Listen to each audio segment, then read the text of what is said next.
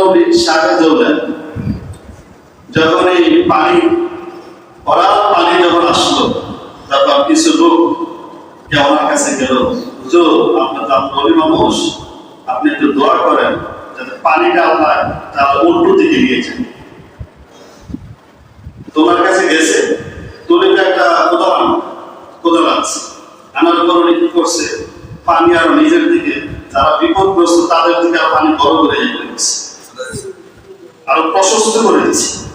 সবাইকে হুজুর আপনার কাছে আসলাম, পানিটা যদি উল্টো দিকে নিয়ে যায়, আপনি যারা বড় করে প্রশস্ত করে দিলেন তাহলে আমাদের দিকে আসে।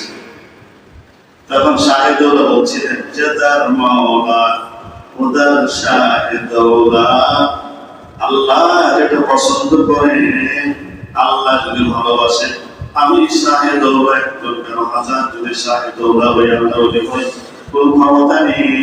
আমার আল্লাহ চায় এদিকে পানি দিবে, আমিও আল্লাহর সাথে একমত পোষণ করে পানিটার রাস্তা বড় করে দিলাম।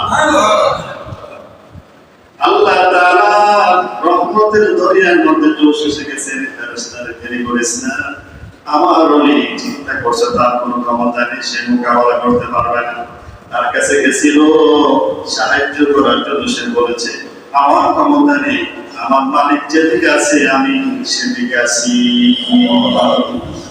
আল্লাহ তাআলা সমন জারি করে দিলেন, মিকাইল ফেরেশতাকে বলে দিলেন, দেরি করো না, তাড়াতাড়ি আমার পানিকে বলো আমার হুকুমের জন্য জমিনের নিচে চলে যা। চলে গেছে। এই জন্য আজকে আমরা যেভাবে মোকাবেলা করতেছি, নামাজ নাই, পাঠ্য বিব্রত নাই, প্রাণ দিতেছি, কোথায় আমার জবাব, কোথায় আমার আসর মাগরিব, নামাজের সাথে কোনো খবর নাই, দিতেছি প্রাণ দিতেছি। আচ্ছা বলেন তো, সবচেয়ে বড় আমাদের হুকুমটা কি ছিল? আল্লাহ নবী যখন সূর্যগ্রহণ লাগতো তখন নবী কি করতেন? মসজিদে ঢুকতেন। সাহাবায়ে কেরামদের কি বলতেন? তাড়াতাড়ি মসজিদে ঢুকুন। চন্দ্রগ্রহণ শুরু হয়ে গেলে কোথায় ঢুকতেন? মসজিদে। আমরা আজকে প্রাণ দিতেছি কিন্তু আমাদের নামাজ কোথায়? হ্যাঁ, তাহলে সর্বপ্রথম আমার কি থাকবে বলেন? নামাজ থাকবে। এই জন্য নামাজ বাদ দিয়ে যতই খেয়াল করতে মানবিক সেবা কিন্তু গ্যারান্টি নেই। এটা কি নেই বলেন? আর যখন নামাজের সাথে মানবিক সেবাটা হবে তখন এর গ্যারান্টি আছে। আল্লাহু আকবার বলেন। গ্যারান্টি কি? ইন্নাল্লাযীনা আমানু ওয়া আমিলুস সালিহাতি কানাত লাহুম জান্নাতুল ফিরদাউসি নুজুলা খালিদিনা ফিহা লা ইয়াবগুনা আনহা ওয়ালা। আল্লাহু আকবার বলেন।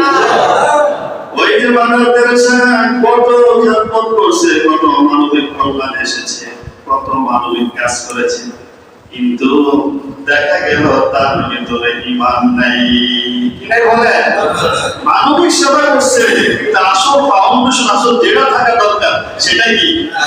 যদি মানবিক সেবার সাথে মাথার যদি আজকে ঈমানও থাকতো, আল্লাহর উপর ঈমান আনতো, বলতো আমানতু বিল্লাহ, আমি আল্লাহর উপর ঈমান এনেছি, মালাইকাতে ফেরেশতাদের প্রতি ঈমান এনেছি, কুতুবিহি আল্লাহর কিতাব সমূহের উপর ঈমান এনেছি, রাসূলিহি আল্লাহর রাসূলের উপর ঈমান এনেছি, ওয়াল ইয়াউমিল আখির পরকালের উপর ঈমান এনেছি, ওয়াল বাতিল খাইরিহি ওয়া শাররিহি মিনাল্লাহি তাআলা, ভালো মন্দ যাই হোক সব আমার আল্লাহর পক্ষ থেকে আসে, সেটার উপর ঈমান এনেছি, ওয়াল বাসি বাদাল মাউত, কিয়ামতের দিন আমার আল্লাহ আমাকে পুনরুত্থান জীবিত করে উঠাবে।